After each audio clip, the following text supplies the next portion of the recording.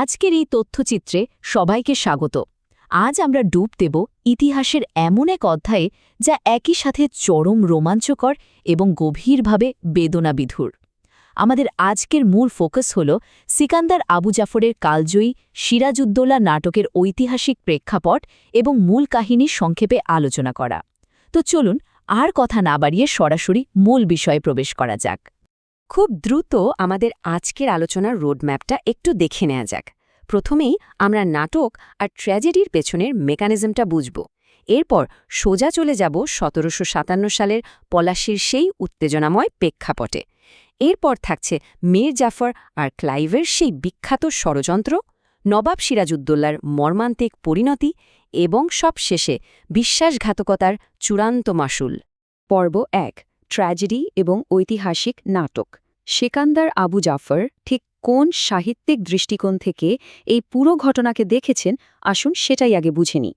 ট্র্যাজেডির কথা বললেই কিন্তু সবার আগে মাথায় আসে সংঘাত বা কনফ্লিক্টের কথা। গ্রিক দার্শনিক অ্যারিস্টটলের মতে ট্র্যাজেডি হল এমন এক গভীর ঘটনা প্রবাহ যা শেষ পর্যন্ত এক করুণ পরিণতির দিকে টেনে নিয়ে যায়। আর যে কোনো নাটকের একেবারে আত্মাই হল এই সংঘাত। নাট্যকার এখানে সংঘাতকে ব্যবহার করেছেন একেবারে নিখুঁতভাবে। সিরাজউদ্দৌলা এখানে কেবলই ইতিহাসের কোনো সাধারণ চরিত্র নন, বরং একজন পারফেক্ট ট্র্যাজিক হিরো, যাকে একই সাথে লড়তে হচ্ছে বাইরের শত্রুর সাথে, আবার নিজের ভেতরের প্রবল মানসিক দ্বন্দ্বের সাথেও। লেখকের এই কাজটির ঐতিহাসিক গুরুত্ব বুঝতে হলে বাংলার নাটকের টাইমলাইনটার দিকে একটু তাকাতে হবে। ১৮৫২ সালে তারাচাঁদ শিকদারের ভদ্রার্জুন দিয়ে যে যাত্রা শুরু, পরবর্তীতে সেটাই কিন্তু ঐতিহাসিক এবং ট্র্যাজেডি নাটকের একটা বিশাল ক্যানভাস তৈরি করে দেয়। আর এই দীর্ঘ সমৃদ্ধ ধারারই অন্যতম মাস্টারপিস হল আমাদের আজকের আলোচনার বিষয় সিরাজউদ্দৌলা।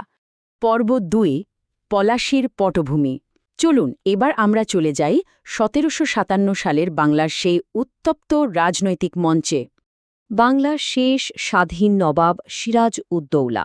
সত্যি বলতে তিনি ছিলেন একজন অকুতোভয় সৈনিক, এক খাঁটি দেশপ্রেমিক। কিন্তু এখানে সবচেয়ে বড় ট্র্যাজেডিটা কি জানেন?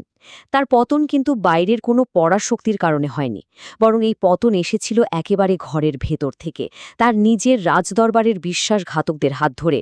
চারপাশ থেকে যখন প্রতারণার জাল গুটিয়ে আসছিল, তখনও কিন্তু তিনি এক মুহূর্তের জন্য দিশাহারা হননি বা দেশের সাথে বেইমানি করেননি। পর্ব ৩, মীর জাফর ও ক্লাইভের ষড়যন্ত্র। কিভাবে বাংলার স্বাধীনতার বিরুদ্ধে এই ঠান্ডা মাথার নিখুঁত প্রতারণার জাল বোনা হয়েছিল, এবার আমরা সেটাই বিশ্লেষণ করব। এই বেইমানির মাস্টারমাইন্ড আসলে কারা ছিল? উইলিয়াম ওয়ার্ডস প্রথম দিন থেকেই যে এই ষড়যন্ত্রের কেন্দ্রে ছিল। এরপর জগৎ শেঠ, যার অঢেল সম্পদ অনবরত ব্যবহৃত হচ্ছিল নবাবের বিরুদ্ধে। সেনাপতি মানিকচাঁদ, যে কিনা পরে প্রাণ ভয়ে সোজা কলকাতায় পালিয়ে যায়। আর ঘসেটি বেগম, তিনি তো নবাব সিরাজের চূড়ান্ত পতন ছাড়া আর কিছুই দেখতে পাচ্ছিলেন না। বুঝতেই পারছেন ঠিক কী পরিমাণ প্রতিকূল একটা পরিস্থিতির মধ্যে নবাবকে একা লড়তে হচ্ছিল। এদের লোভ ঠিক কতটা ভয়ঙ্কর ছিল তা রবার্ট ক্লাইভের এই একটা উক্তি শুনলেই একেবারে পরিষ্কার হয়ে যাবে।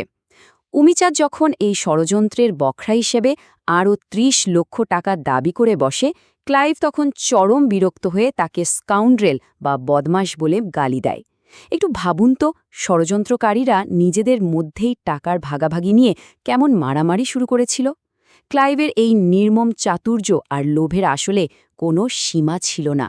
মীর জাফরকে কীভাবে সাইকোলজিক্যালি ম্যানিপুলেট করা হয়েছিল তার একটা ক্লাসিক উদাহরণ হলো এই উক্তিটি। রবার্ট ক্লাইভ মীর জাফরকে বোঝাচ্ছে যে আমরা কিন্তু দেশকে বিসর্জন দিচ্ছি না, আমরা শুধু নবাবকে সরাচ্ছি, কারণ সে একজন অত্যাচারী। একেবারে নিখুঁত মগজ ধুলাই, তাই না? ঠিক এভাবেই ক্লাইভ তাদের এই জঘন্য বিশ্বাসঘাতকতাকে জাস্টিফাই করার চেষ্টা করেছিল এবং মীর জাফরকে সে কুখ্যাত দেশদ্রোহে দলিলে সই করতে প্ররোচিত করেছিল।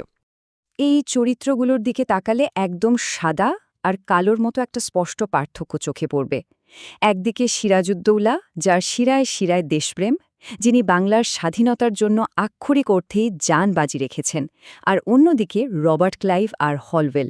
এই হলওয়েল লোকটা আবার কেমন ছিল জানেন? নাটকেই বলা হয়েছে যে সে জন্মগত মিথ্যাবাদী, তিলকে তাল করাই তার স্বভাব। এই তুলনাটা করলেই বোঝা যায় দেশপ্রেমের বিপরীতে ব্রিটিশ বেনিয়া আর তাদের এদেশীয় দোসররা ঠিক কতটা নীচ আর সুবিধাবাদী ছিল। পর্ব ৪, নবাব সিরাজউদ্দৌলার মর্মান্তিক পরিণতি পলাশীর প্রান্তর কিভাবে অনুগতদের বদ্ধভূমিতে পরিণত হল, এবার সেদিকে নজর দেয়া যাক।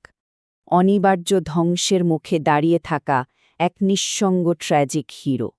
নাটকের সবচেয়ে ইমোশনাল আর হৃদয় বিদারক দৃশ্যটা আসে যখন সিরাজ জানতে পারেন যে তার সবচেয়ে বিশ্বস্ত এবং সাহসী সেনাপতি মীর মর্দান যুদ্ধে শহীদ হয়েছেন। চরম হাহাকার নিয়ে নবাব বলে ওঠেন, সেরা বাঙালি বীর যুদ্ধে শহীদ হয়েছে। আক্ষরিক অর্থেই এই একটা খবরে যেন সিরাজের চারপাশের পৃথিবী ধসে পড়ে। এরপর আসে মোহাম্মদ বেগের কাহিনী, যা ইতিহাসের অন্যতম নিষ্ঠুর এক পরিহাস। এই মোহাম্মদ বেগ, যাকে সিরাজের বাবা মা নিজের সন্তানের মতো ভালোবেসে বড় করেছেন, যার বিয়ের সব আয়োজন সিরাজের মা নিজে করেছেন, সেই লোকটাই কিনা শুধুমাত্র অর্থের লোভে সিরাজের জল্লাদে পরিণত হল। মির্জাফরের ছেলে মিরন এই বাস্তব কসাইকে ভাড়া করেছিল। এখানে কোনো রাজনৈতিক উদ্দেশ্য ছিল না, পুরোটাই ছিল স্রেফ টাকার লোভ। মানুষ কতটা অকৃতজ্ঞ হতে পারে, এটা তার চূড়ান্ত নিদর্শন। পর্ব ৫, বিশ্বাসঘাতকতার চূড়ান্ত মাশুল।